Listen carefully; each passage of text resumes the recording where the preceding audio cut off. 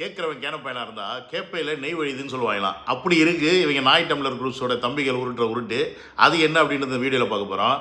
பனைமரத்தடியில் உட்காந்து பாலே குடித்தாலும் கல் தாண்டா குடிச்ச அப்படின்னு நீ சொன்னால் எப்படி இருக்கும்? அந்த மாதிரி தான் இருக்குது இன்றைக்கி திருமாவளவனுடைய நிலைமை. இந்த திமுக ஒன்று இருக்குது பார்த்தீங்களா, அது ஆள்றதை விட எதிர்கட்சியாக இருக்கும்போது அடுத்தவனை ஆளை விடாமல் பண்ணுறதுக்கு மெனக்கெடு வாங்கி பாருங்க.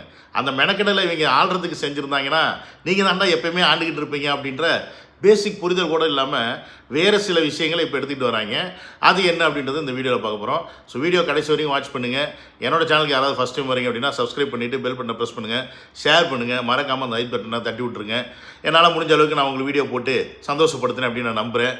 ஸோ அந்த நம்பிக்கையோடு நல்லா இருப்போம் எல்லோரும் நல்லா இருப்போம், திமுக கொத்துசை தவிர அப்படின்னு சொல்லி இந்த வீடியோக்குள்ளே உங்களை கூப்பிட்டு போகிறேன். வாங்க எல்லோரும் உள்ளே போவோம். நம்ம அண்ணன் எலெக்ஷனில் ஜெயிச்சு வந்ததுக்கப்புறமா நம்ம பெருசாக இந்த நாய்டம்ளர் குரூப்ஸை அடிக்கவே இல்லை. ஏன்னா அடிக்கிறதுக்கு ஒன்றுமே இல்லை, அவங்களே செத்தப்பாம்பு என்னத்தை அடிக்கிறது, அந்த கதை ஆகிப்போச்சு அவங்க நிலைமை. ஸோ நம்ம அதனால் பெருசாக கண்டுக்கிறது இல்லை. ஏதாவது சாட்டை உட்காந்து ஏதாவது பேசிக்கிட்டு இருப்பான், அது வாட்டுக்கு ஏதாவது பண்ணிக்கிட்டு இருப்பான்னு வச்சுக்கோங்களேன். ஆனால் இப்போ ரீசெண்டாக பேச்சு அடிவிடுதுப்பா, பயங்கரமாக அடிவிடுது. ஒன்று என்னன்னு பார்த்தீங்கன்னா, இந்த பக்கம் அண்ணன் திராவிட கட்சிகளில் கைக்கூலியாக செயல்பட போகிறார் அப்படின்ற ஒரு மோட் ஆஃப் பிளானில் போய்கிட்டு இருக்காங்க. அது என்ன ஒன்று காத்திருக்காங்க தெரியல. ஒன்று இன்னொன்று பார்த்தீங்கன்னா 1.5 கோடி ரூபாய்க்கு அண்ணன் கார் வச்சுருக்காருப்பா அப்படின்னு ஒரு உருட்டா இல்லை உண்மையா உருட்டா அப்படின்றத இந்த வீடியோவில் நீங்கள் தெரிஞ்சுப்பீங்க. சரி, ஃபஸ்ட்டு இந்த எலெக்ஷன் மேட்ரு என்ன அப்படின்றத பார்த்துருவோமா. இப்போ ரீசெண்டாக ஒரு ஃபங்க்ஷனில் பார்த்தீங்கன்னா நடுவில் பார்த்தீங்கன்னா நம்ம ஐயா எம்கே ஸ்டாலின் அவர்கள் உட்காந்துருக்காருப்பா. இந்த பக்கம் அப்படியே ரைட் சைடில் பார்த்தீங்கன்னா அவருக்கு வலது கையாக செயல்பட்டவர், அதனால் எப்போயுமே ரைட்டில் தான் இருப்பார். நீங்கள் நல்லா ஃபோக்கஸ் பண்ணி பாருங்கள். சீமான் எப்பயுமே ஸ்டாலின் அவர்களுடைய ரைட் சைடில் தான் நிற்கிற மாதிரி தான் மேக்ஸிமம் இருக்கும், இல்லை உட்காந்துருக்க மாதிரி இருக்கும். இதுக்கு முன்னாடி ஒரு ஃபோட்டோ கூட பார்த்துருப்பீங்க, எலெக்ஷனுக்கெல்லாம் முன்னாடி விஜய் அவர்களை தாக்கி பேசுகிறதுக்கு முன்னாடி முத்து அவர்களுடைய இறப்பைக்கு துக்கம் விசாரிக்க போனார் பார்த்துருக்கீங்களா? அப்போ நீங்கள் பார்த்துருந்தீங்கன்னா தெரியும், ஸ்டாலின் அவர்களுடைய சென்டரில் உட்காந்துருப்பார். இந்த பக்கம் பார்த்தீங்கன்னா இப்படி உட்காந்துருப்பார் நம்ம சீமான் அண்ணன். சரி, நல்லா நோட் பண்ணி பாருங்கள். ஸ்டாலின் அவர்களுடைய வலதுபுறம், விச் மீன்ஸ் நான் டிவிஎம்கேவோட வலது, அதாவது ஐடி விங்கு அப்படின்ற மாதிரி சொல்கிற மாதிரி நான் தான் ஏன் திமுகவுக்கு வலது கரமே, என்னால் தான் ஏன் திமுக இவ்வளோ வருஷமாக தமிழ்நாட்டை ஆண்டுச்சு அப்படின்னு 15 வருஷமாக திமுகவுக்கு கூலி வேலை பார்த்துக்கிட்டு இருந்தவர் தான் நம்ம சீமான் அவர்கள். நான் பல வாட்டி சொன்னப்போ யாருமே நம்பலை. ஆனால் அது இந்த வாட்டி உண்மையாக இருக்குமோ அப்படின்ற சந்தேகம் வந்துருச்சு. ஏன்னு கேட்டிங்கன்னா, இவரை பொதுவான நபராக நிறுத்த போகிறாங்களாம். எங்கே நிறுத்த போகிறாங்க? அம்பாசமுத்திரம்னு நினைக்கிறேன். அங்கே இடைத்தேர்தலில் பார்த்தீங்கன்னா ஏடிஎம்கே தான் நின்று ஜெயிச்சிச்சு. ஸோ அதனால் இந்த வாட்டி என்ன பண்ணாங்கன்னா, ஏடிஎம்கேவும் டிஎம்கேவும் பின்னாடி இருந்து ஆதரவு தர்றாங்களாம். இவர் பொது வேட்பாளராக நிறுத்தி மக்கள் முன்னாடி ஓட்டு வாங்குறதுக்காக ஒரு வேலையை செய்ய போகிறாரா பல பேச்சுக்கள் அடிபடுது. இதற்கு சீமானவர்கள் மறுப்பு தெரிவித்தாருன்னு சில பேர் சொல்கிறாங்க, சில பேர் இல்லை அப்படின்றாங்க. வாட் எவர் இட் இஸ், நான் என்ன கேட்குறேன், 15 வருஷமாக நீ மைக்கை பிடிச்சிக்கிட்டு என்ன பேசின? இந்த மைக்கை வாயில் விடும்போதெல்லாம் என்ன சொன்ன நீ? திராவிட திருட்டு கூட்டங்கள், திராவிடத்தை ஒழிப்பது தான் என் வேலை அப்படின்னு சொல்லி பேசிட்டு இருந்த சீமான் இப்போ என்ன சொல்கிறாருன்னா, திராவிடம் எங்களுக்கு அவங்களுக்கு சண்டைங்க. அதாவது எப்படின்னா, நாங்கள் அண்ணன் தம்பிக்கு பங்காளிங்க நாங்கள். அவங்க இப்படி நாட்டை பண்ணி வச்சுட்டாங்களே திராவிடம் சொல்லி அந்த கடுப்பில் நான் எங்கள் அண்ணங்கிட்ட சண்டை போடுறேனே ஒழிய திராவிடத்தை நான் வெறுக்கலைங்க, எனக்கு திராவிடம் தாங்க உசுறு அப்படின்னு மசுறு கீழே போன மாதிரி பேசிக்கிட்டு இருக்காப்புல நம்ம அண்ணன் சீமான். அந்த அடிப்படையில் அந்த சொல்றேனே ஒழிய திராவிடம்ங்கிறதும் தமிழ் தேசியம்ங்கிறதும் பங்காளி தான். சண்டை, ஆனா சண்டை 50 ஆண்டு 60 ஆண்டுகளுக்கு மேல நாட்டை கொடுத்தேன், நாசம் பண்ணிட்டேங்கிற எனக்கு கோபம் இருக்குல்ல, வேறி அதுலதான் மோதரனே ஒழிய அழகிரியை நான் எப்பவுமே அண்ணன் தான் கொடுப்பேன். எங்க அண்ணன் அழகிரியை அண்ணன் தான் கொடுப்பேன். அவர் என்னடா போடா விடான்னு தான் பேசுவாரு, உங்களுக்கு தெரியும். ஒரு தடவை ஐயா முடியாம காவிரியில் இருக்கும்போது கூட இவர் கூட ஒன்னும் பேசல, அவர் வெளியில வரும்போது டேய் டேய் வாடா. சரி, நம்ம அண்ணன் இல்லை, அவங்க என்ன சீமான் இதுக்கு முன்னாடி இருந்தாங்கன்னு வச்சுக்கலாம். ஸோ இப்படி வெக்கமே இல்லாமல் இப்படி ஒரு பேச்சு அடிபடுது. இது எப்படின்னா, இப்படி பேச விட்டு வேடிக்கை பார்க்குறது, மக்கள் எப்படி ரியாக்ட் பண்ணுறாங்க, நல்லபடியாக ரியாக்ட் பண்ணுறாங்களா இல்லை நாதாரித்தனமாக ரியாக்ட் பண்ணுறோமா அப்படின்னு பார்க்குறதுக்கு. ஏன்னா நம்மளாம் நாதாரிகள், நான் சொல்லலை, ஆசா சொல்லியிருக்காப்புல, புரியுதுங்களா? ஏன்னா நம்ம முதல்வர் நாதாரியான், அவர் தானே சொன்னாரு, முதல்வர் நாதாரி. நாதாவும் ராஜாஜியும் இருந்து சட்டமன்றத்தில் நாதாரி தலைவர்கள் எல்லாம் இன்றைக்கு முதலமைச்சராக நாதாரி முதல்வர் தேர்ந்தெடுத்து உட்கார வச்ச மக்கள் யார்? அப்போ நம்ம நாதாரிகள் அப்படின்னு ஆசா சொல்கிறாப்புல. ஸோ அதனால் நம்ம இவங்களை எப்படி அனலைஸ் பண்ணுறோம் அப்படின்னு பார்க்கறதுக்காக இதை இப்படி வளர விடுவாங்க, உருட்டல் அப்படி விட்டுட்டுருவாங்க. கடைசியில் இவர் வந்து பொது தேர்தலில் பொதுவான ஆளாக வந்து நிற்கிறார். எப்படா பொதுவான ஆள் எனக்கு புரியலையேடா. 15 வருஷமாக போட்டு அடிக்கடின்னு அடிச்சுட்டு எப்படா பொதுவான ஆள் டக்குன்னு சமரசமாகறீங்க? ஸோ இந்த சமரசத்தின் பலனாகத்தான் அண்ணன் பரிசு பொருட்கள் எல்லாம் பெற்றாரோ அப்படின்னு ஒரு சந்தேகம் வருது. அது என்னன்னு பார்க்குறீங்களா? இந்த பாருங்க, இந்த காரு பயங்கர வைரலாக இப்போ போய்கிட்டு இருக்குப்பா. சீமானவர்கள் நம்பர் சிங்கிள் நம்பர் வேறு பார்த்தீங்க.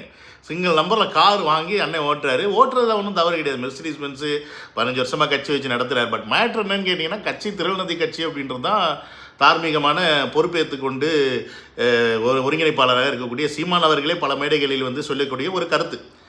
100 ரூபா பிச்சை எடுக்கிறது தானேப்பா நானே கட்சி நடத்துகிறேன் அப்படின்னு சொல்லும்போது, அண்ணனுக்கு இந்த 1.5 கோடி ரூபாய், ஆல்மோஸ்ட் 2 கோடி ரூபா, 1.5 கோடி ரூபா கார் வேணுமா அப்படின்ற கேள்வி நான் வைக்கல. நாய் டம்ளர் தம்பிகள் தான் வைக்கணும், இல்லை தங்கிகள் தான் வைக்கணும். அண்ணனுக்கு இவ்வளோ காஸ்ட்லி கார் வேணுமா அப்படின்னு. ஒரு 1000 ரூபாய் கொடுக்குறதுன்றது பெரிய தொகை இல்லை. கட்சியில் ஒரு 1000 பேர் மாதம் வங்கியில் போட்டுறேன்னா ஒரு தொகை, பெரிய தொகை இல்லை.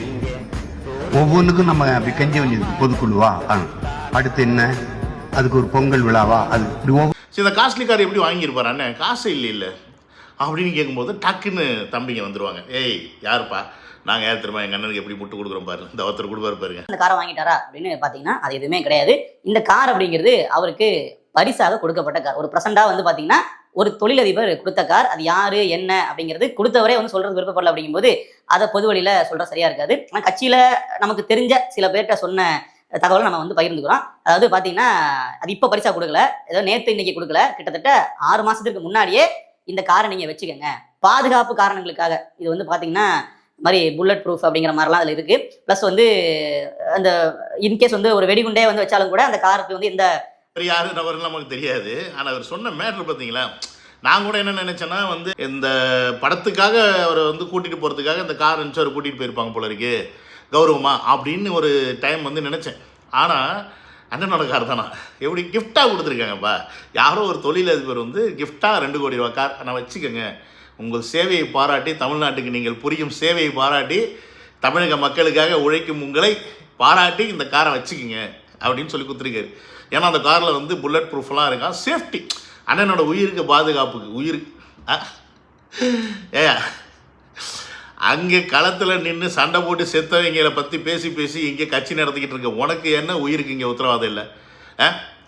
உன்னையெல்லாம் பேச விட்டு வேடிக்கை பார்த்துக்கிட்டு டைம் பாஸுக்கு வச்சுக்கிட்டு இருக்கோம் நாங்கள். நீயும் போயிட்டேன்னா எங்களுக்கு என்டர்டெயின்மெண்ட் பர்பஸ்னே ஒன்று கிடையாதுப்பா. அப்படி இருக்கும்போது யார் உங்களுக்குலாம் உசுருக்கு அதெல்லாம் அவ்வளோ சீன்லாம் இங்கே வேலைக்கு ஆகுது, அவ்வளோ சீன்லாம் வேலைக்கு ஆகுது. அதுவும் 6 மாதத்துக்கு முன்னாடியே கொடுத்துருவாங்க. 6 மாதத்துக்கு முன்னாடி கொடுத்த காரையும் இப்போ எடுக்கிறீங்க. 6 மாதம் கேரேஜ் வச்சுருந்தீங்களா? எலெக்ஷனுக்கு முன்னாடி எடுத்தோம்னா வச்சு கிளிக்கின்னு செய்வாங்க. ஆல்ரெடி நம்ம போய் எம்கே ஸ்டாலின் அவரை பார்த்துட்டு வந்ததுக்கப்புறம் தான் தூத்துக்குடி பக்கத்து 25 ஏக்கர் நிலம் வாங்கினது 50 லட்சம் ரூபாய்க்கு வாங்கணுமேனு சொல்லி அதை போட்டு வச்சு செஞ்சாங்க.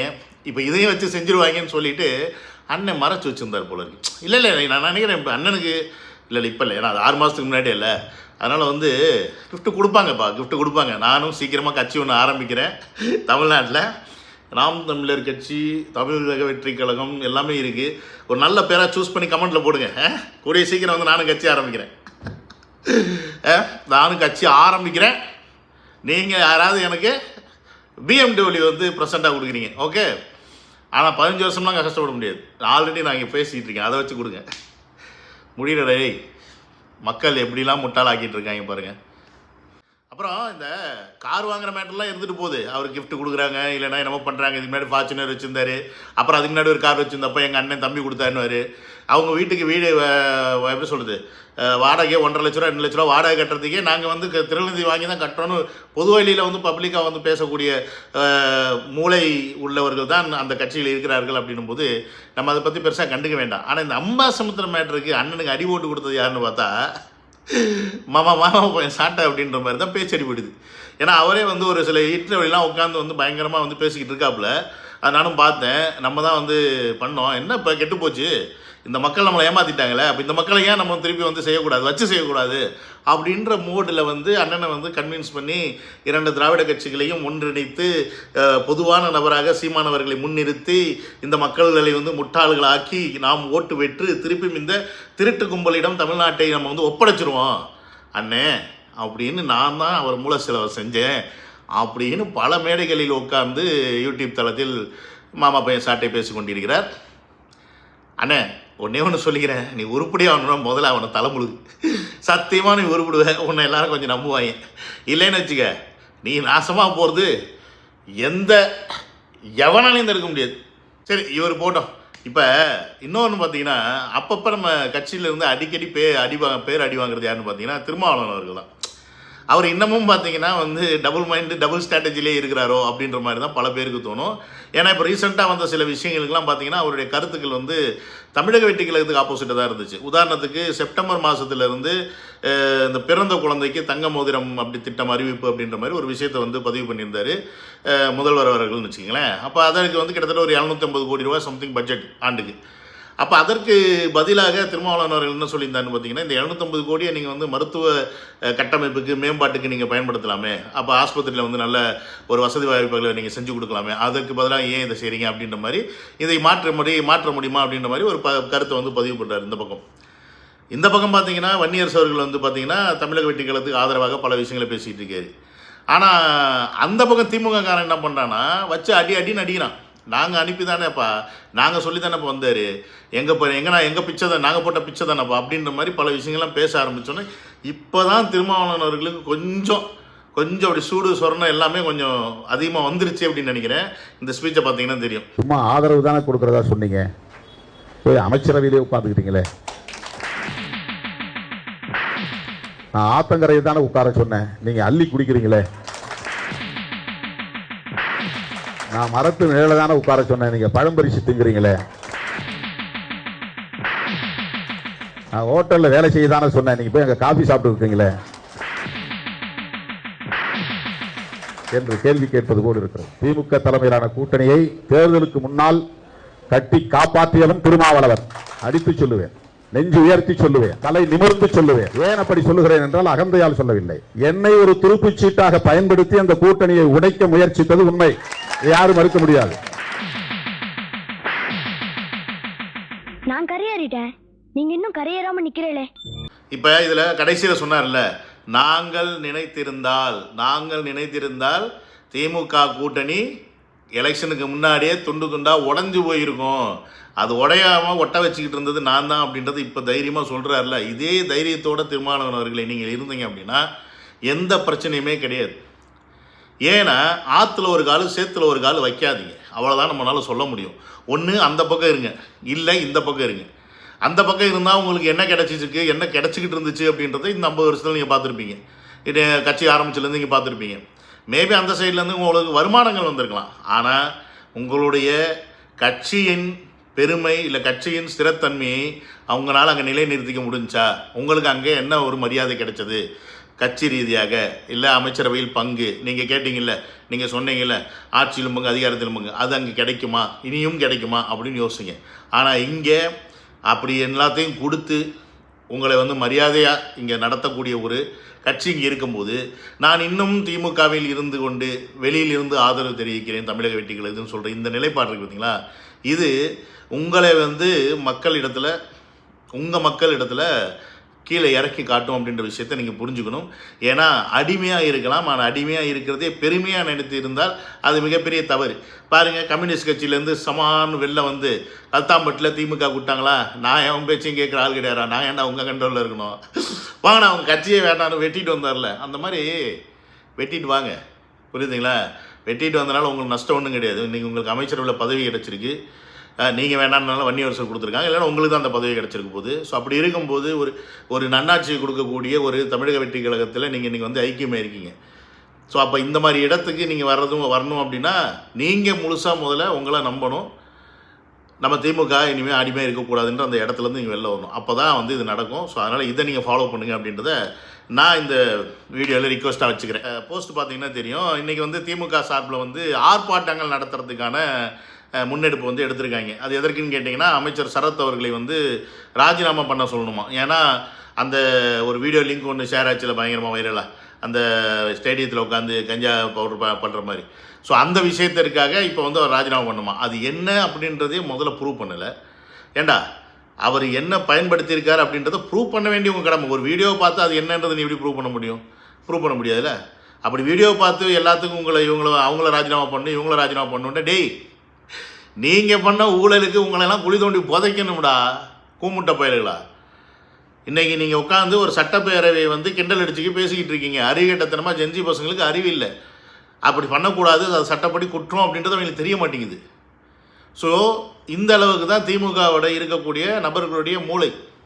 அப்படி நல்லா புரிஞ்சுக்குங்க. அவங்களுக்கு ஒரு தெளிவான சிந்தனையோ அறிவோ கிடையாது.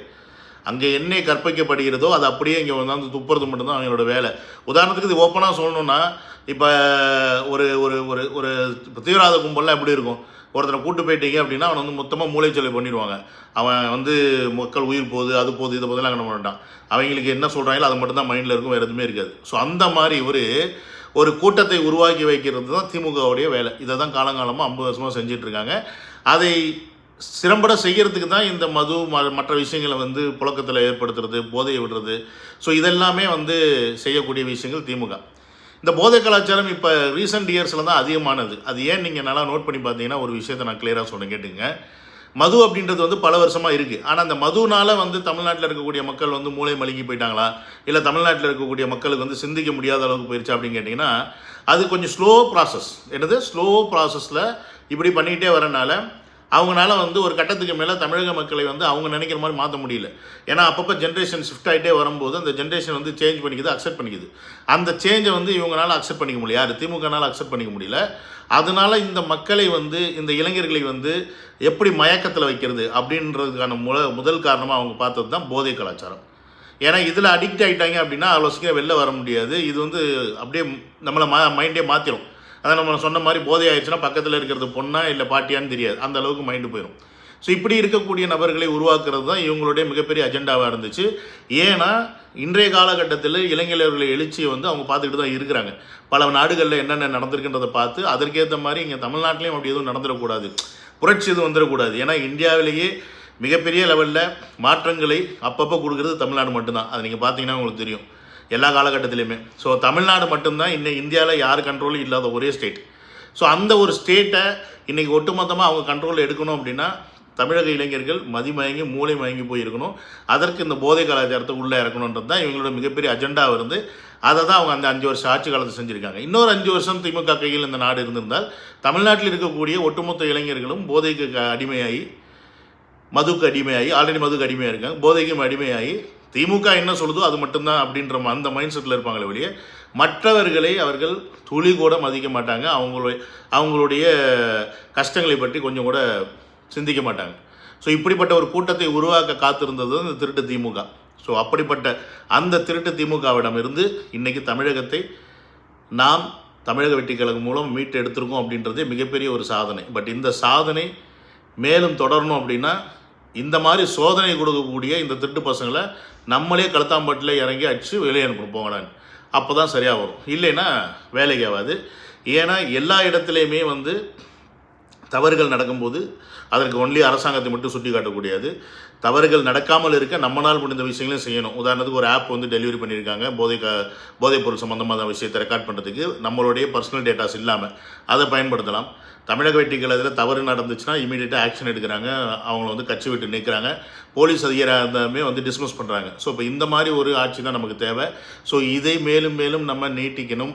இது தமிழ்நாட்டுக்கு திறம்பட இதில் செயல்படணும் அப்படின்னா நாம் இந்த ஆட்சிக்கு ஒத்துழைக்கணும் அப்படின்றத இந்த வீடியோ மூலிமா ஸ்ட்ராங்காக கேட்டுட்டு வீடியோ முடிச்சு. நான் அந்த வீடியோவில் டேக் கேர், பை.